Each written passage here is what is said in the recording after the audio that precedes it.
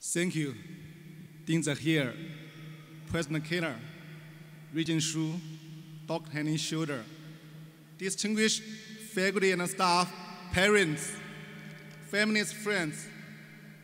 It's a great privilege and honor for me to be here with all of you on such an important day. Congratulations to all of you for this tremendous accomplishment. As you will join us distinguished Carlson alumni group. Congratulations and thanks are also in order to your families, your friends,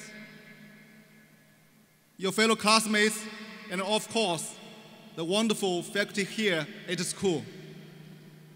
I applaud all of you on today of celebrating. I'm also Carlson alum. This school has meant so much to me. As you know, Carlson is known to transform its students. I want to share with you how my life here and my mentor, Dr. Mahmoud Zaidi, changed my life. I first met Dr. Mahmoud Zaidi 14 years ago in Guangzhou, China. He was interviewing me for the MBA program. He asked, Eric, why do you want to be part of this program? I gave him an answer that at that time I didn't know would shape my career and bring me full circle to campus again. I said, Dr. Mahmoud, I want to know more about the world, to interact with the world, and to keep learning. Looking back, it wasn't the most original answer, but it was from my heart. As you know, we are driven to discover at University of Minnesota. I discovered a lot here. A wealth of knowledge, a global perspective, and the desire to build more bridges between Carlson and China. But the most important thing I discovered was that if Carlson could enable me, an ordinary guy from a small country of China, to succeed, then it's my mission to help others to succeed. Let me just share you 3 stories. I know you have a lot of celebrating to do. Let's fast forward to last year. When I saw Mahmoud, first time since I graduated, I came back to campus. School person of the Alumni Association came to the airport to pick me up. To my surprise and delight, Mahmoud was with him. Seeing him made me realize again how much I want to give back to this wonderful school. I couldn't wait to tell Mahmoud that the answer I gave him years ago, having a global vision, had become a reality. I also want to share how Carlson inspired me to help others. As you know, I'm the CEO of Ant Financial. Ant Financial is the world's leading fintech fin company using tech to enable fin. You may have heard of Alipay, the world's leading mobile payment platforms. It's called Ant because ants are great at teamwork. And secondly, ants are small, representing the little guys, ordinary people, and the small and micro business that we focus on. Our mission is to provide equal access to the financial service for everyone in the world. We're using tech and innovation to enable the financial inclusion for those underserved and unserved in China and across the world.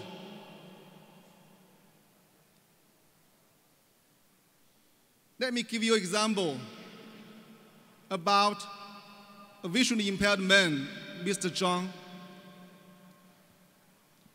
When he go out to buy groceries, he has to wear a special jacket with many pockets. So his family had put different bills in his pocket, 5 yuan here, 10 yuan, or 20 yuan there. But even with that, he still make mistakes because he's very embarrassed, and he does not want to hold up other people in the line. But now he has Alipay. Alipay has special function that helps turn visual information into audio information. So when he go out to buy things right now, all he needs is a smartphone. So he feels like more independent and more like everyone else.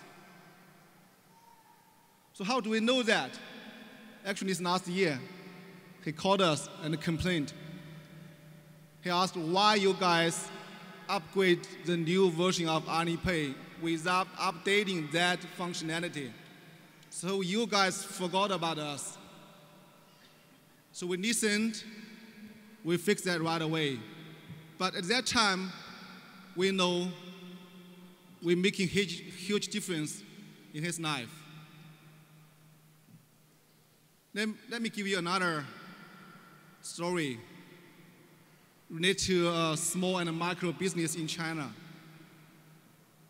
It's a woman in Western China. He sells homemade beef jerkies through online marketplace.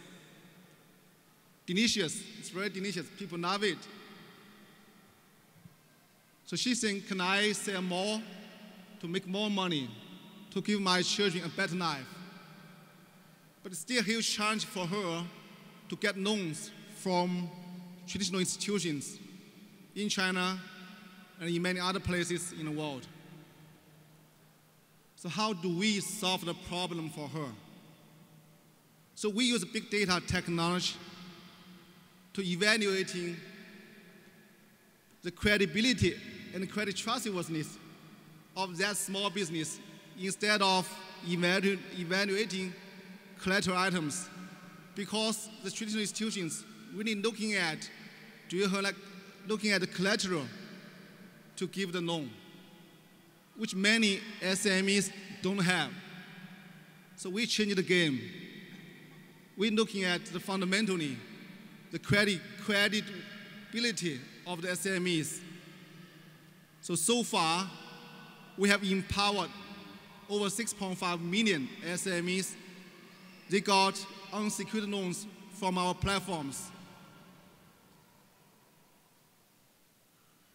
So what we help them to enable them is not just to survive SMEs, to survive, but to grow and to create more jobs. I have now been inspired by a quote by Einstein. Try not to be a person of success, rather try to be a person of value. These stories tells the differences we are making. It's really getting me excited and full of energy when I get up in the morning and go to work. I'm not a morning person though, that's thing or not. So Alipay and Ant, we are serving over 600 million users right now, and millions of SMEs in China and across the world. So we have strategic partners in countries like India, Indonesia, Thailand, Philippines, all these emerging markets, and so on. We enable our partners to leverage our technology to provide financial inclusion to the underserved and unserved in their countries. So our goal is to serve 2 billion people and tens of millions of SMEs in the next decade. And now, as I promised, my third and final story. In 2006, I was fortunate enough to be choosing between 2 opportunities. One is a Fortune 500 company, the other one is Alibaba, when Alipay was apart at that time. One was a safe bet, while for Alibaba, all I knew is that it's a tech company, and their mission is to make it easier to do business anywhere. That way, everyone has a chance to succeed. I asked a friend of mine for advice, and he asked me a question. He said, Eric, if the stock options Alibaba offers to you turn out to be worth nothing, do you still want to go? I couldn't have known Alibaba would grow to today's scale, but I knew that their mission to help others matters to me. The answer was very clear. It's yes. I followed my heart. So what's success? What is success? For me, the measure of success is not money. It's whether I can enable others to reach their dreams and to live fuller and more rewarding lives. Thank you, Jing, Zahir, and my Carlson School family for giving me this opportunity to share my thoughts with all the graduates. Congratulations again, graduates. Go out, follow your heart, and empower others in the years to come. Thank you.